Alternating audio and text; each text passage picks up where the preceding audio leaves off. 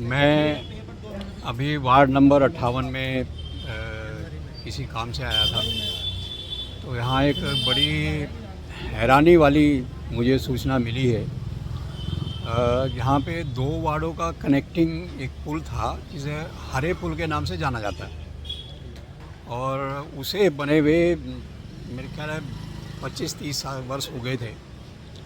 पैदल मार्ग था, उसमें से ई रिक्शा, दोपहिया वाहन आ जा सकते थे। लेकिन अचानक ही बिना जनता में विश्वास लिए हुए इस पुल को तोड़ दिया गया। और हैरानी की बात यह है कि वार्ड 58 डिफेंस कॉलोनी, उनके पार्षद देवेंद्र गैरोला जी से जब मैंने इस बारे में जानकारी हासिल करने की कोशिश करी, तो हैरानी की बात यह है कि एक निर्वाचित जनप्रतिनिधि को इस घटनाक्रम के बारे में किसी जिम्मेदार व्यक्ति ने कोई सूचना नहीं दी।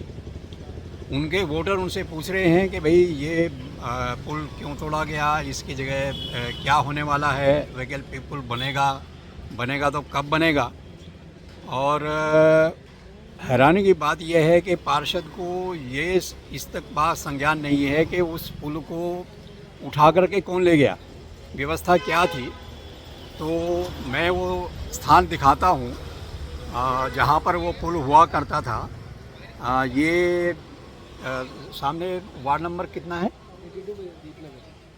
ये 82 दीपनगर वार्ड है, जहाँ के पार्षद हैं सती जी। और नदी के इस पार यानी पुल के दूसरे छोर पे डिफेंस कॉलोनी वार्ड है 58, जिनके पार्षद हैं देवेंद्र प्रसाद गैरोला जी। तो पहले मैं आपको वो नदी दिखाता हूँ और वो पुल का स्थल दिखाता हूँ, जहाँ से प्रतिदिन तकरीबन 25-30 हज़ार लोग आर पार जाते थे। तो उनके कष्ट का अंदाज़ा लगाया जा सकता है।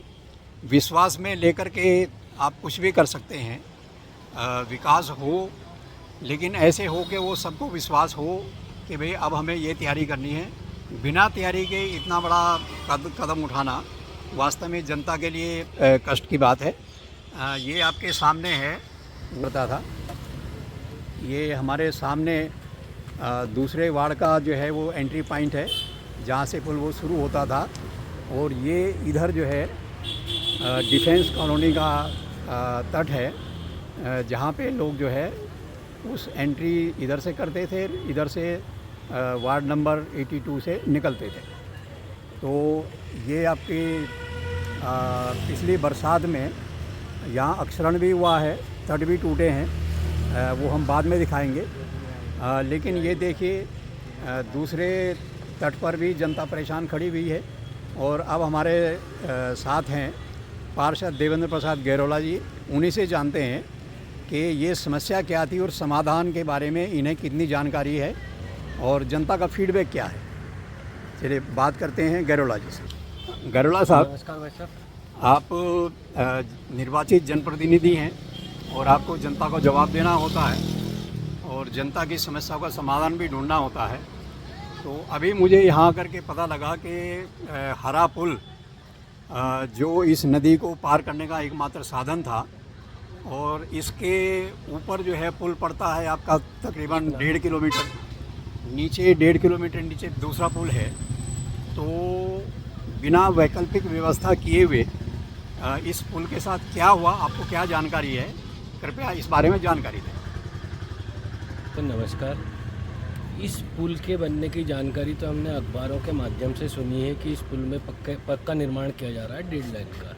बड़ी अच्छी बात है, हर्ष का विषय है कि बहुत समय बाद ये पिछला पुल जो हमारे यहाँ हरा पुल के नाम से जाना जाता था, लोहे का था, जब हमारे क्षेत्र के प्रधान जी उमेश शर्मा काऊजी हुआ करते थे, तब ये उनके कार्यकाल में पुल बना था। ये मैं आपको बताना चाहूँगा कि ये जो पुल है 3 वार्डों के मध्य एक कनेक्टिंग पॉइंट है। मेरे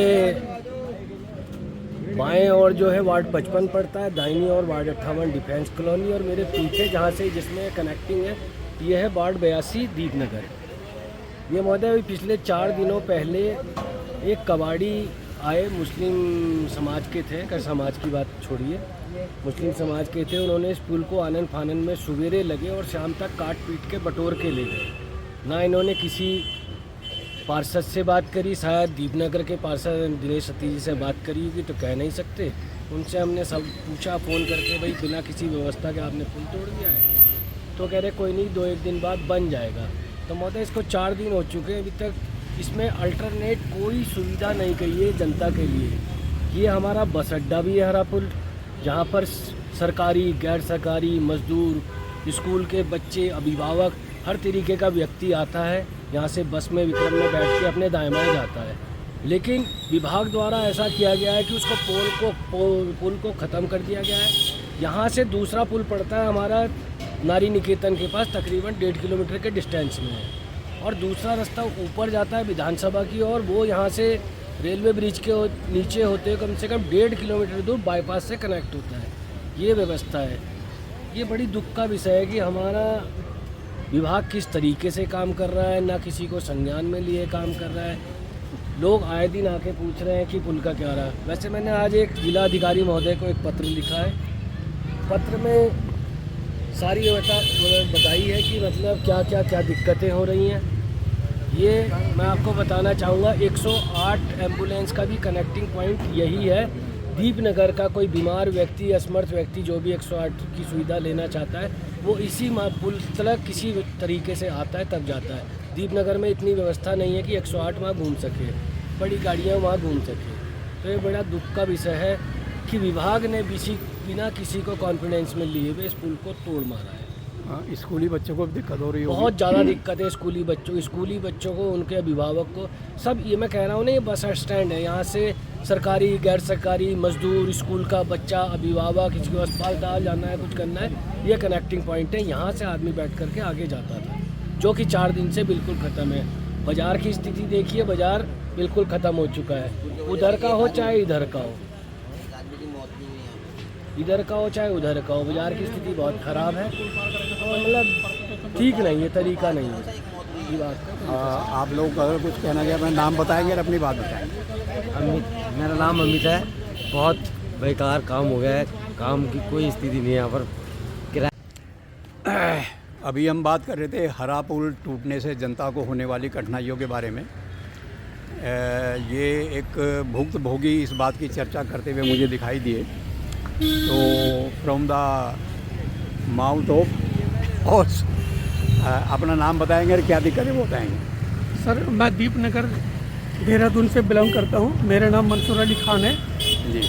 मैं एक सेल्समैन के काम करता हूँ और मेरे बच्चे बन्नू रेस कोर्स में पढ़ने के लिए जाते हैं। जिनके पास पैसे है, लग्जरी कार है, वो अपने बच्चे को आसानी से स्कूल छोड़ रहे हैं। लेकिन हम जैसे दलित आदमी 100-200 कमाने वाले बच्चों को किराए के लिए पैसे देता हूँ और ये बर्फ़ खाना धर्मपुर में उतर के स्कूल से चला जाता है। अब पुल टूट गया है, बच्चे आने जाने में मुश्किल हो रहा है। ये सड़क पार कैसे करें और सिटी बस पकड़ के धर्मपुर बर्फ़ खाना पे उतरे कैसे जाके? उतना पैसे तो है नहीं हमारे पास। इसके लिए प्रशासन से, विधायक से हाथ जोड़ के रिक्वेस्ट करता हूँ कि कुछ ना तो कम से कम पैदल आने जाने के लिए रास्ता हो जाए, ताकि यानी महिलाएं, मार्केट में जो सब्जी विक्रेता है, इनका काम आसानी से चले। जो बच्चे स्कूल आने जाने में जो आज मुश्किल में है, संकट में है, वो संकट दूर हो जाए। कम से कम